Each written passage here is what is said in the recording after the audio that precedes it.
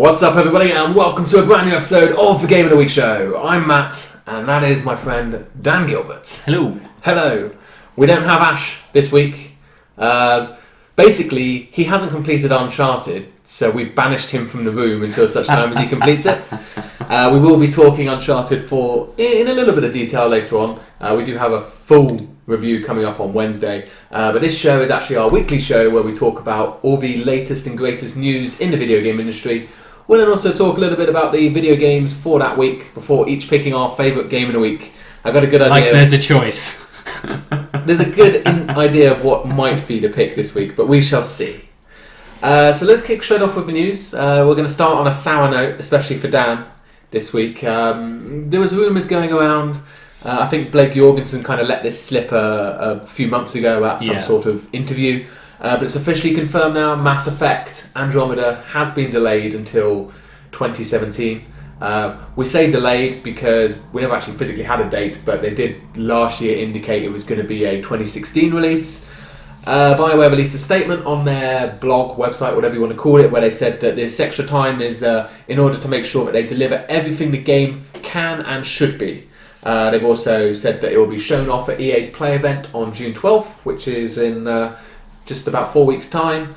And the game is going to have more freedom, more Uncharted worlds. That's Uncharted in the sense of it, not the Nathan Drake universe. And basically, it's going to be the next great Mass Effect experience. So, more Mass Effect. Yeah. So, that must be good for you to hear at least. Yeah, I mean, like, it's good that they finally actually nailed down a date in one sense. But it's like, at the same Early time... 2017. But at the same time, it's just like... I said to you when you sent me the article and so on, it's like, just stop telling me how great the game is going to be and just give me the game. Yeah. I'm at that point of just wanting it. But, yeah, I mean, it's like, it's fine that... As long as it works out, they're going in a slightly different direction to normal now, so it's like more open world sort of like exploration as opposed to the previous Uncharted, which were very much sort of previous Mass Effects. Yeah, sorry, I was reading Uncharted in the notes, and it's like no, previous Mass Effects are all about sort of like you've got your linear places to go to, and it's like you can explore to an extent, but the actual set environments they're already so it was like most of it's just go to a planet, scan the planet, get the thing off the planet, leave. Yeah, it was like a closed open world, kind of like Metal Gear Solid, where it was open where you went, but you couldn't go everywhere. Yeah, exactly. And Dragon Age Inquisition, I think, did a similar thing, didn't it? Where it was like closed off parts, which were then open world. Yeah, it was like rather than put a whole load of effort into creating lots of different places, they just put a lot of detail into a few places. Yeah. So I know it's a game a lot of people are very, very excited for. It's not one I'm personally motivated about. At one stage, I should probably play the original trilogy properly to give it a chance. But realistically, that's 200 hours of my life that I do not have. I think, in all fairness now, the ship has sailed on that trilogy for you. Simply because of the fact that, like, everything has moved on, graphics has moved on, like gameplay has moved on. It's like, how well do they hold up in this day and age? As a fan of it, I've gone back to them and I still think they're absolutely fine. But at the same time, I can still see the differences between what you're getting is like facial scan technology then as to facial scan technology now. Yeah, and obviously that's when it's a dialogue heavy experience, those things do make a difference to the experience. I would like to see them do a remastered, but we know that's not going to happen either because EA... What did EA say? They were making fun of people. They said, people who make remastered make them because they've run out of ideas of how to innovate or something, wasn't it? I'm paraphrasing a little, but... It was definitely some sort of poke at everyone else. And it's like, we're focusing on making new games rather than like remaking stuff that's already happened. And everyone was like, you don't make remasters, you just annualize everything because that's much better. While we're talking about EA, there was a lot more EA details this week. They had their earning calls. Talking about annualization, let's start with the sports games. As expected, they have all been confirmed. Madden, they got a new cover star this week, I think, did they? I haven't actually seen that yet. Do you want me to tell you who it is? Yes, you can. It's Rob Gronkowski of the Patriots. Oh no, he's going to have such a bad year. He's always injured anyway, so he can't be affected by the curse. Well, he could be injured for the whole season. So he's been made the cover star. This is that standard things, they're focusing on improving offense and defense. The same thing they say every year. So we don't have a date, but expect that to come late August as normal. Yeah, like end of the pre-season, start of the regular season. FIFA and NHL have also been confirmed. Surprise, surprise. They will both be in kind of late September time as normal. One thing that was interesting though is the NBA Live, their attempt at a basketball game, is no longer going to be coming out this year. It's now been moved to their Q1 of 2017. So that really doesn't make sense to me, considering the fact of when the basketball season starts. Well, yeah, it's not when the season starts, but I think they've accepted that NBA 2K just wipes the floor of them anyway. Okay. So let's get away from them. Maybe let's bring it out around March Madness, see if we can get people, because a lot of people get excited about basketball around that time. True. I don't know, I'm just thinking True, but then again, March Madness is college. It's college, true. And obviously, that's a whole can of worms that they're not going to be able to open. They opened it one time and they forcefully slammed that one shut and threw it in the closet, I think. Yeah, I mean, maybe they're just taking the extra 6 months because they realise the amount they need to do to make this game better, they can't do in a year. Yeah. So hopefully it'll be for the best. They got a long way to go to catch up with 2K though. They do. They seriously do. And I think, to be honest, 2K was one of the best-selling games last year as well. Yeah. Like, period. I mean, you play 2K. You play it this year? Still a fan of it? Still as good as always? It up, as a basketball game, I think most of the time it's been getting better again. There was a point where the AI went a bit weird. Yeah. And so on. But as a general basketball game, it's really good. I don't know if I'm going to pick it up again this year. Simply for the fact that I'm finding that the career mode, which is what I mostly play, has got a bit stale for me. It's also the same as you, correct me if I'm wrong, but you get Madden every year because you're an avid fan of that sport, whereas basketball you're more of a casual fan. Yeah. So every other year it's not, you don't need that updated roster. Exactly. 2K have also said, if anyone's interested, that for a temporary period, for a week or two, they're going to max out Steph Curry's stats because he's too good. He's not good enough in the game to replicate his real self. So they're maxing out all his stats, which I found quite funny. Anyway, back to EA. So a couple of other announcements they've made. They talked about that. We talked last October, I think it was, about this gigantic open world quadruple A experience. Yeah. They want, basically, Ubisoft have their Assassin's Creed, Take-Two have GTA, so EA want something similar. They talked about it. I think it's going to be EA Motive are going to predominantly be working on this game, which we talked briefly about them last week. Jade Raymond, who worked on the Assassin's Creeds, they are helping with Amy Hennig's Star Wars game as well, but their primary project is this game. But don't expect to see it till at least 2020. So if you were hoping for, if you didn't have enough open world AAA experiences, you're going to have to wait a little longer for that next one. Do you think you can hold out, Dan? I'll try. I know we're struggling to get enough games. I don't have my Assassin's Creed experience this year though. No, and you don't have Mass Effect either. Yeah. You'll have to play... I'm running out of open world games. I know. Well, we've got another one coming on in the next item, which maybe you will be able to get into. So whilst that's not coming till 2020, we have been confirmed that we will still get the action-oriented games from the Star Wars universe. We talked about that last week, which was the one new game from Respawn, which will probably be... We thought maybe coming 2018, 2019, something like that. Because they said they're doing a Star Wars game every year for the next 3 years. The one next year is probably going to be Battlefront 2, which was also confirmed. So expect to see that coming. It's going to feature the new movies because the original Battlefront was the original trilogy. So expect to see Rogue One, Force Awakens, and what's the one after Rogue One? We talked about it last week. It'll be episode 8. Episode 8, whatever that's called. Title to be confirmed. So expect to see those in the next... Well, you might not even see 8 if Battlefront comes out next year, but... What will happen is... Well, the next year is when 8 is coming out. Yeah. But what will probably happen is, to begin with, at least anyway, it'll probably be something along the lines of how they released the map for the Battle of Jakku.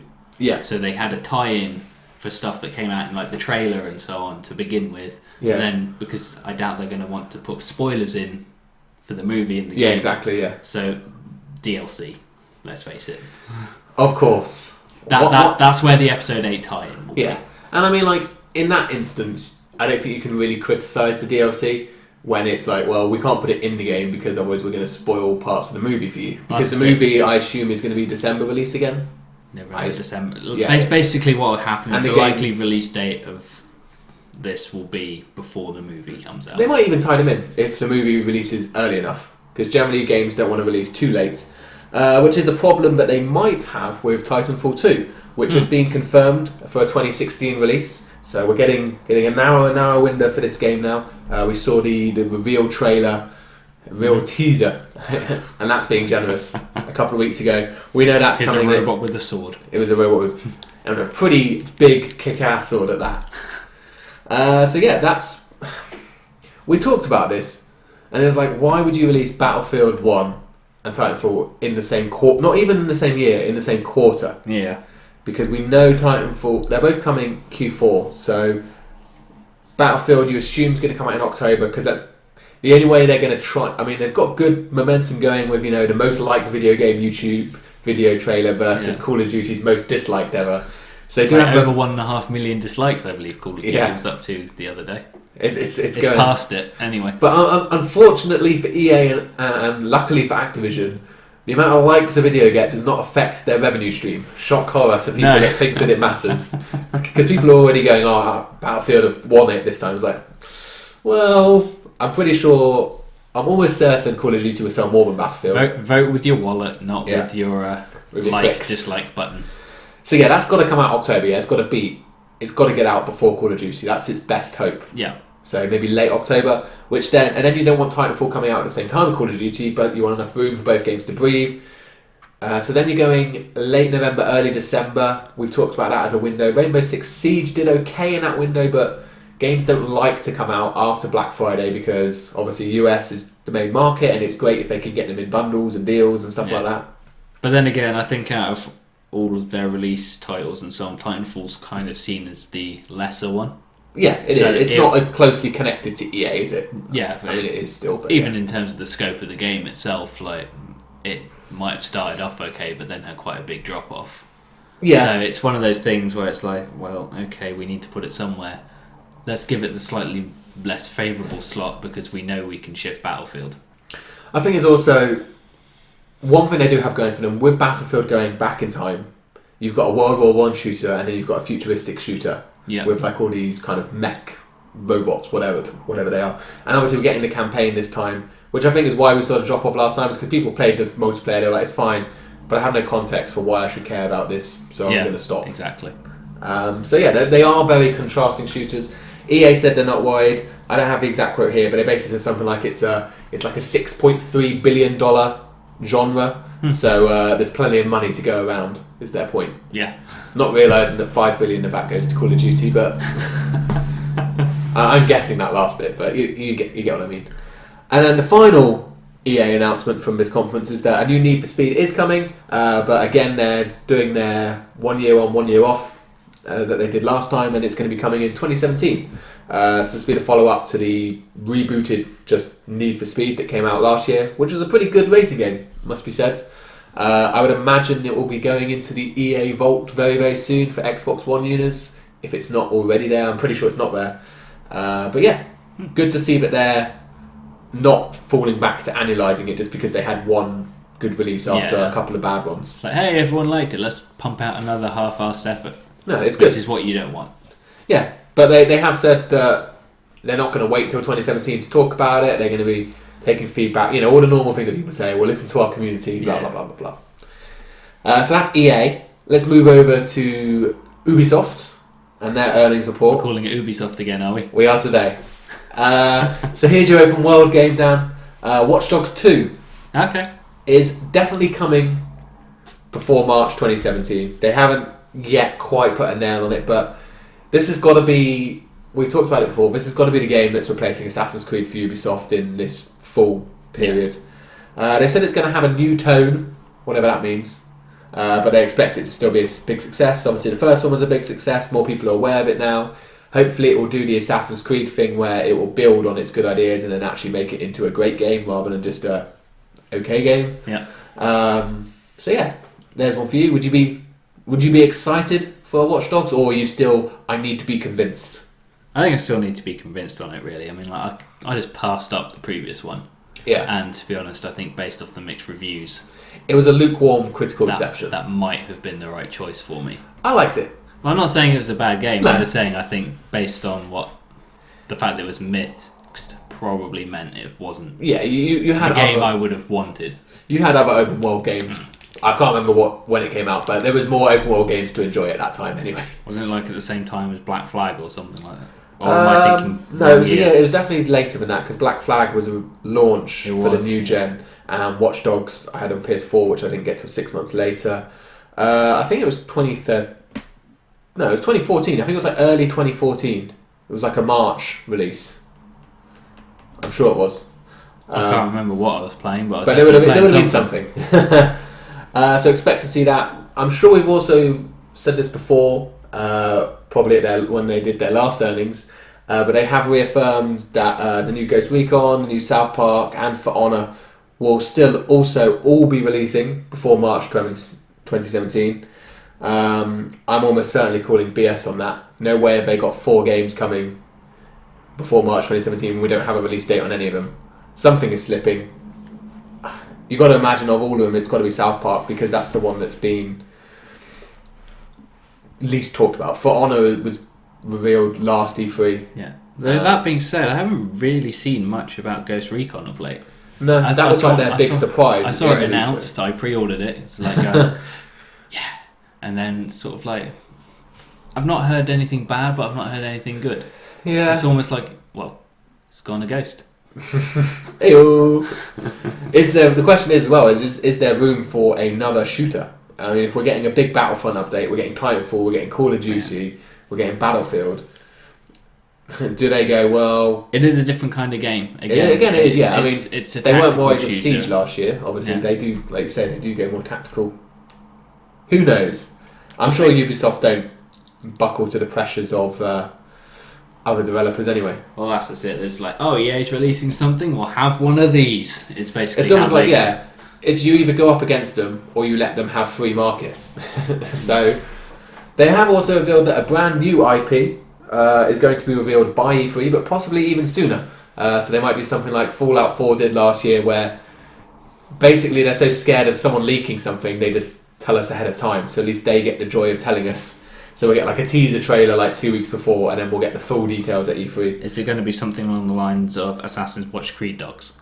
Quite possibly. It Just says it's combine the two. It's just like, yeah, we've given up trying. We'll just... So it's going to be it's going to be Assassin's Creed, but not only does he have the ability to travel back in time through his DNA, he also has the ability to travel into the future to get fancy tech. And he also has a smartphone, which Of he course. takes back in time, and then he just makes everyone submit to his will. But it's going to be hand-to-hand combat in the form of For Honor as well. Exactly.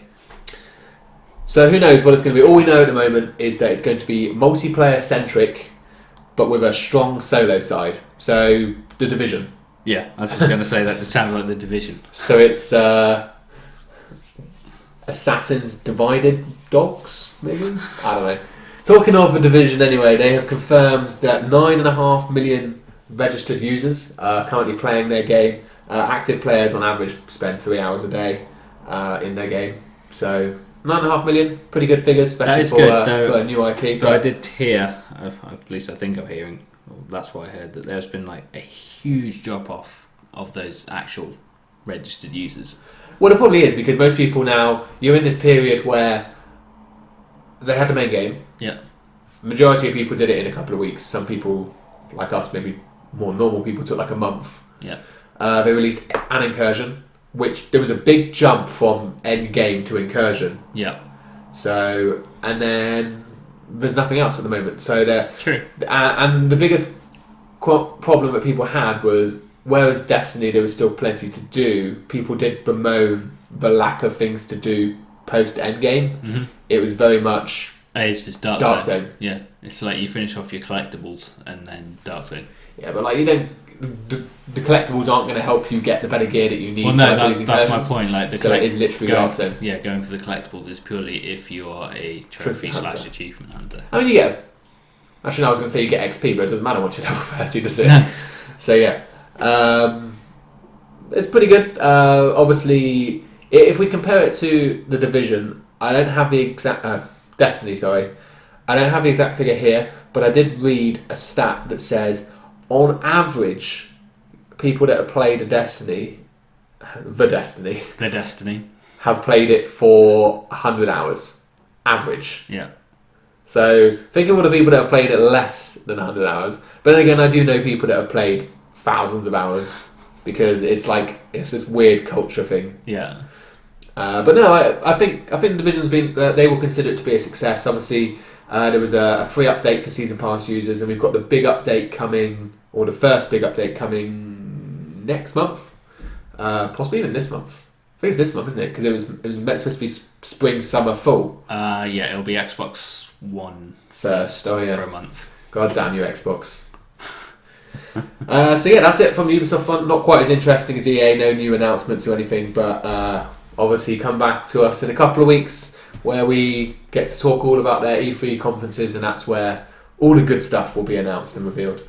So we're talking about figures. I figured we should just mention the Overwatch beta that just recently finished. It was recorded that almost 10 million people participated in this beta, 9.7 to be, well, not to be exact because it's probably not exactly 9.7, but to be a bit more specific. To put that into context, it beat The Division by almost 50%. The Division only had 6.4, and Battlefront had 9 million. So my 2016 prediction is looking pretty good right now. As I said, this is going to be a genuine phenomenon, like 15, 20 million units sold. It was. I didn't actually play it at all, but it was interesting in the fact that they made the whole game available. A lot of people said they finished the game and now they're not going to buy it. No, that's just it. As in, that is a ridiculously bold thing to do, because you get those people who, or maybe they don't actually finish the game as such, but they play enough of it that they feel they've experienced the whole game. Yeah. And they're not actually going to come back and buy the game. So, yes, amazing numbers here. It'll be interesting to see what is the return. What's going to sell going to be? Yeah, that's a good point. If you've played the game, you're not necessarily going to shell out on it unless you think it's worth coming back for. Overwatch is one of these multiplayer shooters where the game is not the game, if that makes sense. Mm-hmm. Like Destiny, like The Division. Like, look at something like Counter-Strike, look at Halo.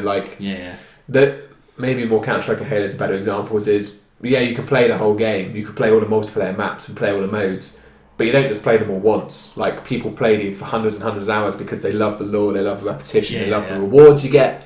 So I think, while there's a risk, the more people you can have playing it and the more people you can have talking about it, the better. Oh yeah, no, it's because for every one person you lose, hopefully you gain another person who's been told by someone else that it's a good game. Yeah. So it'll be interesting to see. Anyway, that comes out in just a couple of weeks' time. Hideo Kojima has been having an interview, been talking about his new game that we know is coming later, for maybe 2018. 19, 20, 21, whenever it gets here. Well, based on Kojima's history, it'll probably take a long time. But he has given us a little bit of insight into it. We already knew that they were partnering with Sony, so it is a PS4 console exclusive. It is coming to PC as well. But he has basically said that it's very much going to be an action game and that it's going to appeal to fans of Uncharted and The Division.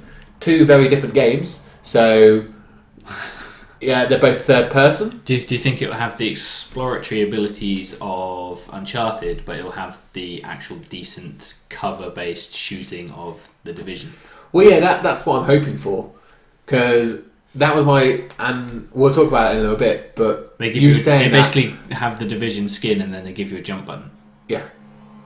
God damn it. Why don't you have a jump button in the Division? Sort it out, Ubisoft. But that's just hit me now, like maybe when you were playing Uncharted, that's why it's so hard now, because The Division nails third-person gameplay mechanics. Yeah. So, like, playing any third-person game after that, not any, because some are better, like maybe Gears, but Uncharted's never been known for, like, top-of-the-range. We talked about this last week, top-of-the-range gameplay. That after playing The Division, maybe it doesn't feel quite as good, because gameplay-wise, it's not as good, but everything else is better. Yeah, it's an exploratory game first, shooter second. Yeah. So I don't know what he's thinking of this. I mean, you look at something like Metal Gear. Obviously, there is combat involved, but there is also kind of, because it's tactical espionage. There are not directly puzzles, but indirectly there's puzzles of like, right, this base has got all these people, so how am I going to approach it to not be seen? Yeah. So it's like a puzzle in that sense. So to be honest, it doesn't sound hugely different to what he's done previously, but maybe kind of little bit less story intensive. But he has said, which this sounded interesting to me because I don't think this is necessarily normal, but the team is working on the plot, the characters, and the systems all at the same time. So it's like they're trying to build a game before they have the plot or the characters. I don't know. I mean, he has a little bit more experience in making video games than I do, so I'll give him the benefit of the doubt. I was like, because I was watching something that was saying more of this interview and so on, is like the fact that he went with Sony was that he didn't want to do what everyone else wanted, like the Hollywood style pitch. Yeah, I and saw he that, basically just wanted to be able to walk in and get to work. Yeah, and so like, just going to give so basically money. Sony just went Kojima, ripped off the check, didn't have a value on it, and then just like, yeah, it's like, we know what you do, we'll print money. So, well, it's also, I mean, and like his interview and so on, like he's ridiculously hard on himself. He is, well. yeah. He was like he's well. That's why his games always take so long, because he strives to perfection, and that's, I think, one of the reasons why he got kicked out of Konami, because he always wants to make his game better, which is great from an artistic point of view, but it does cost money. Yeah, but it is like the fact of like they were saying like, well, didn't you want to take some time off, kind of thing, after leaving and so on? It's like, well, time off would have been good. It would have affected the tempo of my life, and I don't think I could be forgiven for that. Or some, again, paraphrasing. Yeah, exactly. But it's basically like, damn. Yeah, no. It's like you've earned a holiday.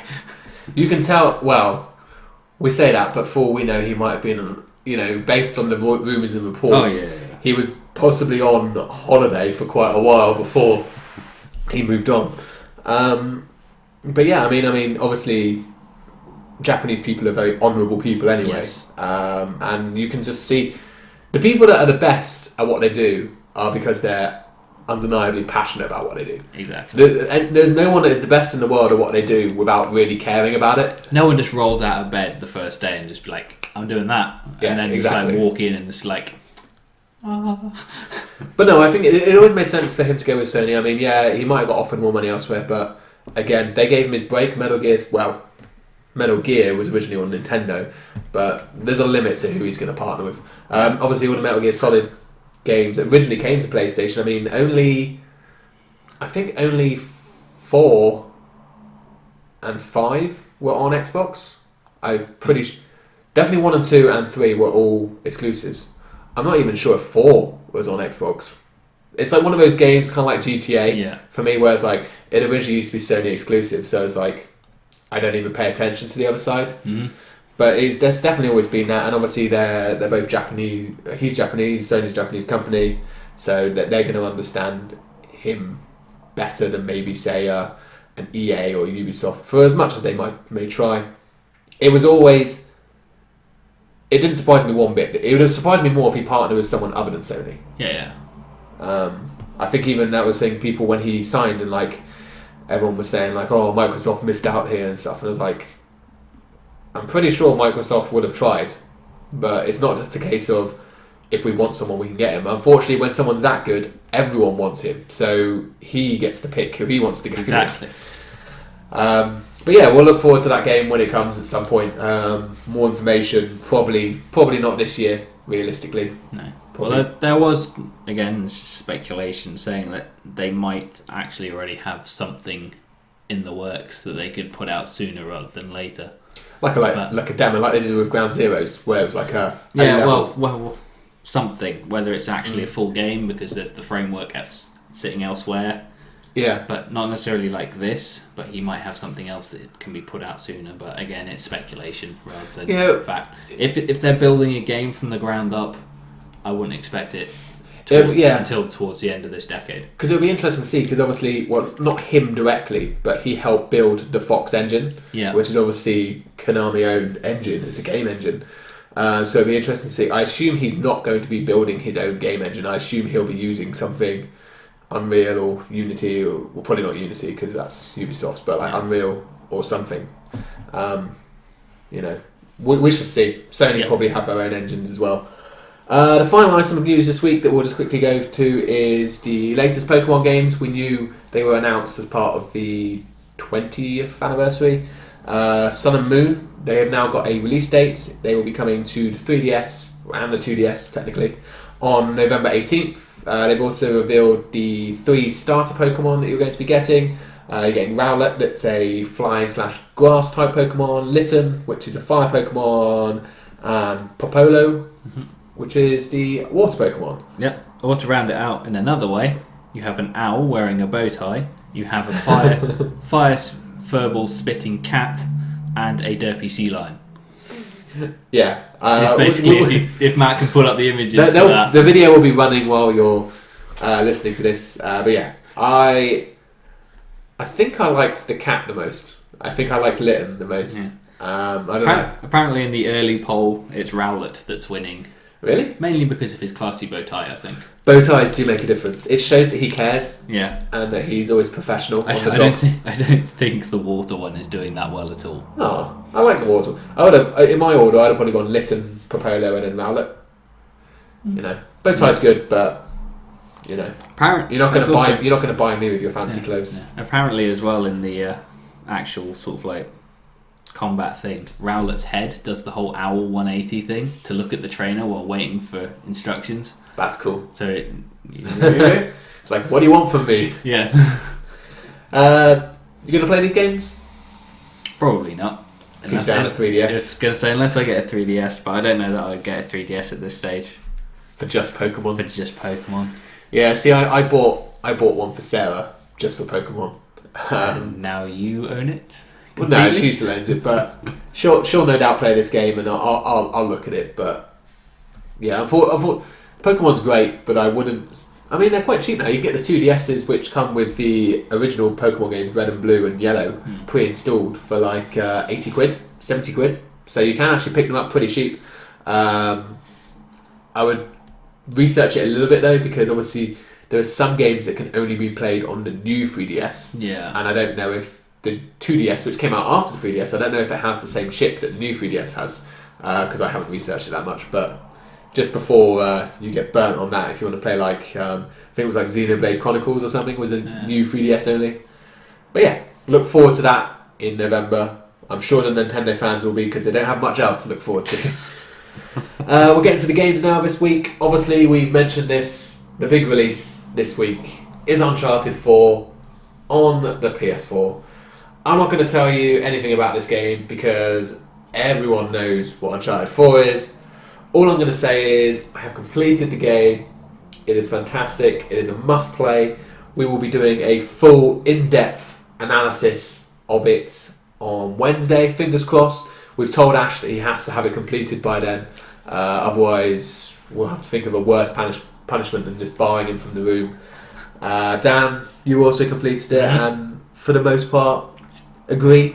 Yep, it's come out much more positive than negative for me.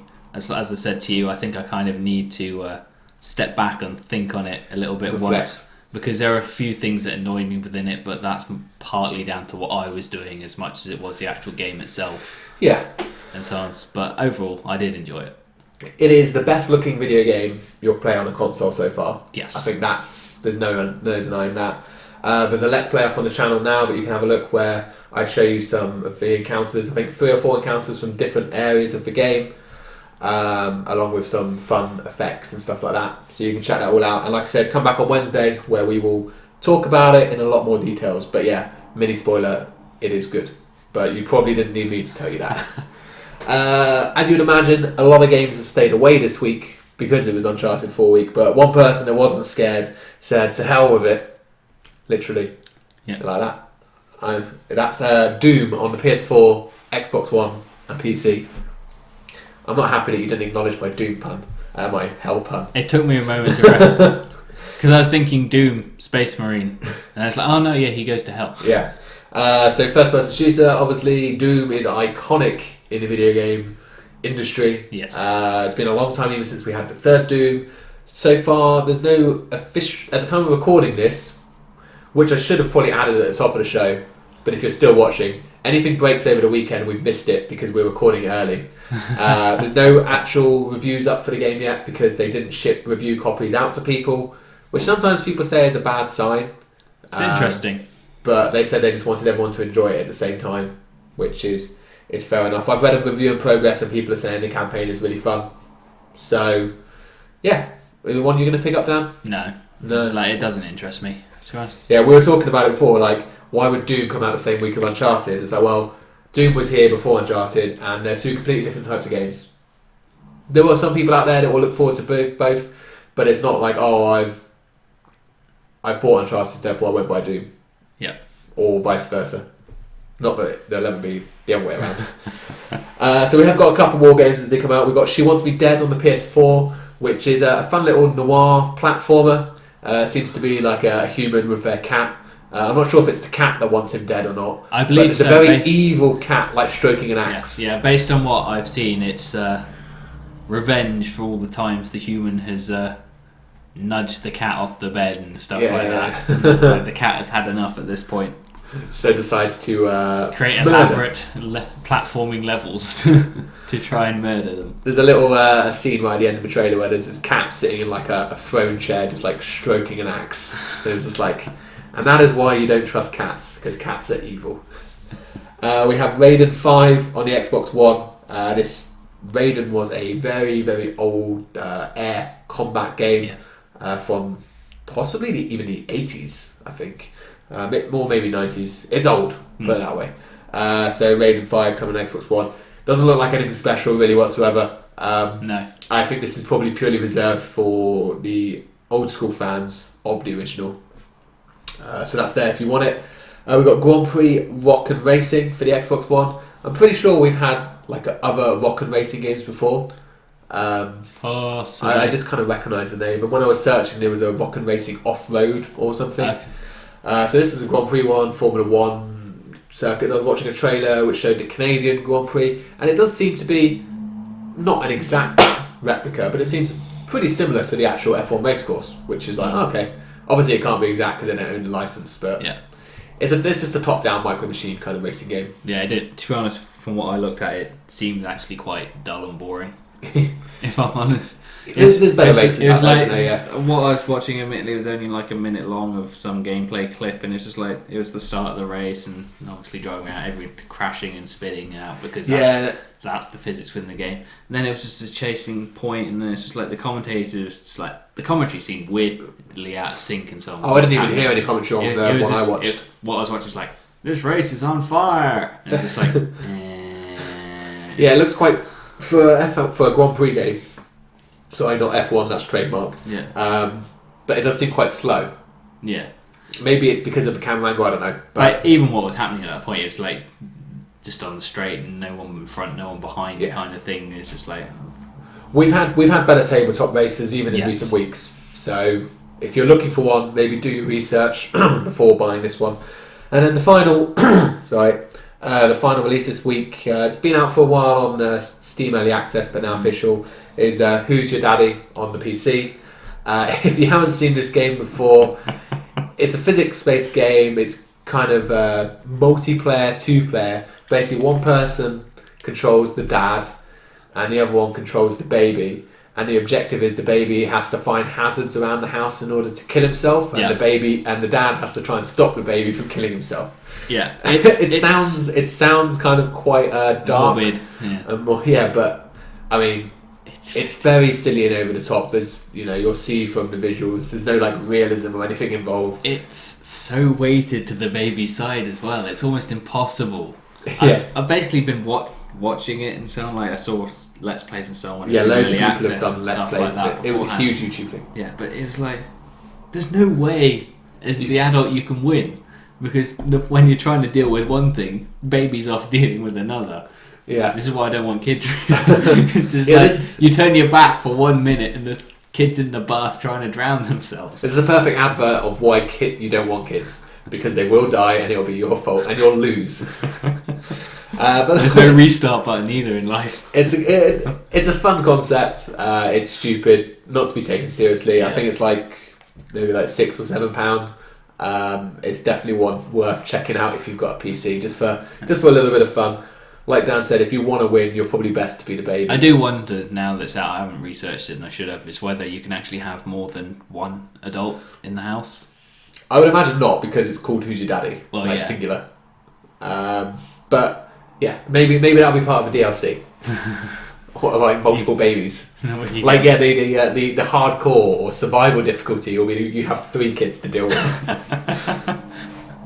So that's it this week, Dan. Just formalities, but your pick of the week this week? Uncharted, of course. Yeah. What else is it going to be? Well, if you're a massive Doom fan, you may have picked Doom. But yeah, Uncharted 4 for me. Like I said, we've both said it's a great game. You'll find out exactly why on Wednesday. We've already been here for long enough. We could speak for half an hour today, but we'll save that to you for Wednesday.